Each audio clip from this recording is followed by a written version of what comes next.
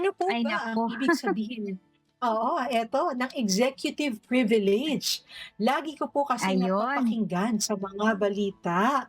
Naku, Attorney J, ayan. naku, parang nanenervyos ako sa mga ganitong katanungan, Ayun, oo. oo nga ako Oo. rin, eh. So Kasi, 'pag sinabi nating executive privilege sa ating batas 'no, babasahin ko na lang para hindi tayo ma-misconstrue, Attorney yes, M. ako din 'no, Executive nag-research ako privilege, oo Attorney J, nga, oo. nag-ready na ako Opo, kasi ayokong ma-quote ng 'di ba, masyadong controversial yung tanong. oo.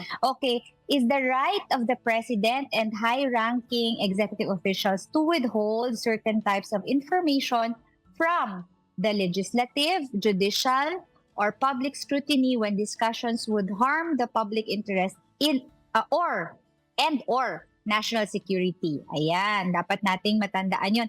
Tapos yung mga key aspects ng executive privilege, 'di ba? Yung confidentiality of communications or yung national security Mhm. or yung ating public interest. So, Yes, sa makatwid, yes. kung yung ating yung may mga bagay-bagay na hindi pwedeng i-disclose because of Mhm. this executive privilege.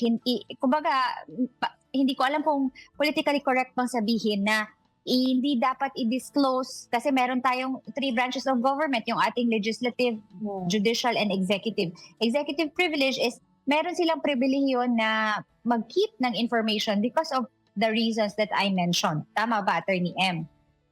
Yes, agree, agree. So, paano ko ba sasabihin 'yan, na hindi 'yun kasi yung nakalagay, eh, naka-define kasi 'yan sa batas. In fact, maliban dun sa binanggit mo, Attorney J, meron pa pala itong basis yung Executive Order 464 noong time pa ni former President Gloria Macapagal Arroyo. So, basically 'yun din yung sinasabi Mm-mm. kagaya ng binanggit mo, Attorney J, 'no, all heads of departments of the executive branch of the government shall secure the consent of the President prior to appearing before either houses of Congress.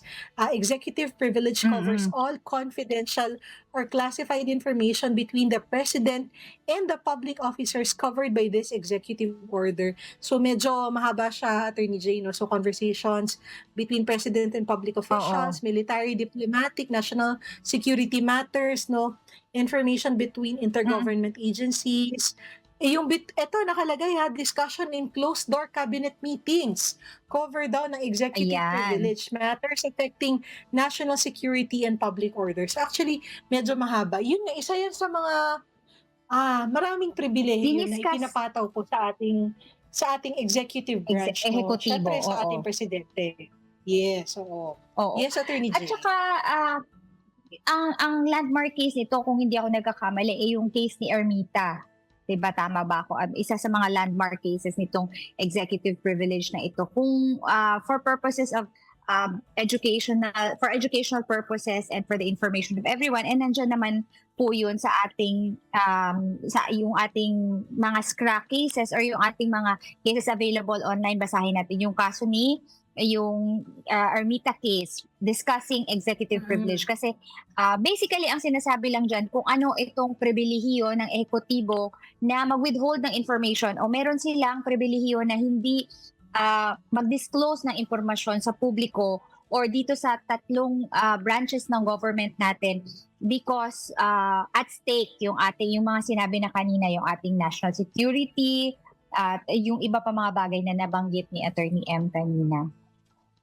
In fact, Ayun. yun nga kahit yung mga napag-usapan dun sa mga closed door cabinet meetings. Siguro ako, Attorney J, para lang din may context, no, para maintindihan po ng ating mga kasambahay, importante po kasi itong tinatawag na konsepto ng executive privilege para po mas maging seamless at maging maayos po yung pagfa-function ng executive department. Kasi kung halimbawa po na halimbawa ay hindi aligned or hindi kaayon, hindi pareho ang pananaw, sabihin natin ng magkaibang branches of the government. Hindi po kasi puwede na iko-compel through halimbawa natin through a legislative hearing yung mga members ng executive branch na i-disclose yung napag-usapan with the president. Kasi otherwise, kung hindi mo nga kaalyado, maya't maya puwedeng ipatawag sa kongreso para magkaroon ng pagdinig. So Mm. mahihirapan din naman po yung executive branch na gawin yung trabaho nila kung every time na lang po na may pag-uusapan ay mauobliga sila 'no, na i-disclose yung isang bagay na supposed to be is considered as